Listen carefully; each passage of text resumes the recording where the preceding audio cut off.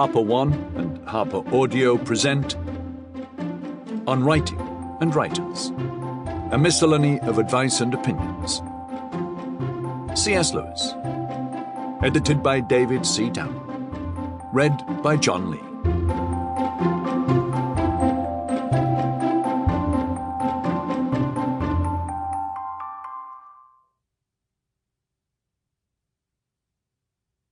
A note before we begin. For a list of additional reading materials, don't forget to download the accompanying enhancement PDF from your audiobook provider or go directly to harpercollins.com/pages/On Writing and Writers. Preface. C.S. Lewis published nearly 40 books in his lifetime, most of which are still in print. Apart from his Narnia Chronicles, which have sold over 100 million copies, Lewis distinguished himself in many genres: science fiction, literary criticism, theology, memoir, and poetry. So when Lewis took time to comment on the art of writing, his observations are well worth considering. As he became increasingly renowned in his later years, Lewis was inundated with letters on just about every topic imaginable, from spiritual direction to Spinoza to spelling. He did his best to answer as many letters as he could, though this became an onerous task. Lewis explained to one correspondent that he had answered 35 letters that day. On a different occasion, he noted that he had spent 14 hours that day catching up on his correspondence. Collected Letters, Volume 2, page 509, Volume 3, page 1153. Lewis was a diligent reader of writing samples submitted to him, both from close friends and from complete strangers. He offered not only generally evaluative remarks, but also comments on specific lines and particular word choices. Sometimes he replied by offering a quick primer on the art of writing.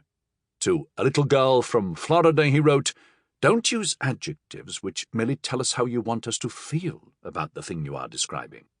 Here, Lewis goes on to say that the writing should delight readers, not just label an event delightful, or it should make them feel terror, not just tell them that an event was terrifying.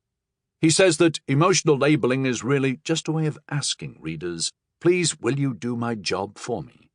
Collected Letters, Volume 3, page 766.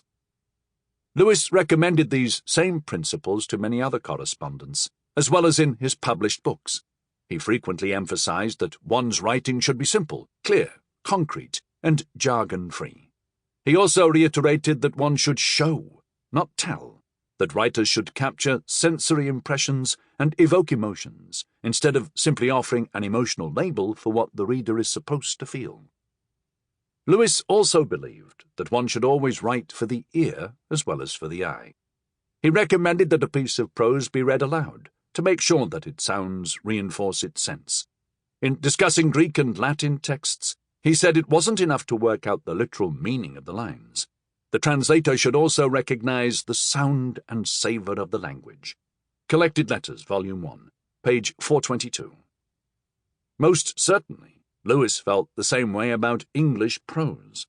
To his friend Arthur Greaves, for example, he defined style as the art of expressing a given thought in the most beautiful words and rhythms of words.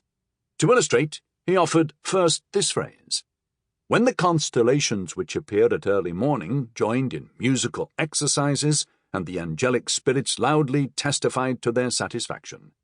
Then he gave the actual phrase as it appears in the King James Bible: "When the morning stars sang together and all the sons of God shouted for joy." Collected Letters, Volume 1, page 333.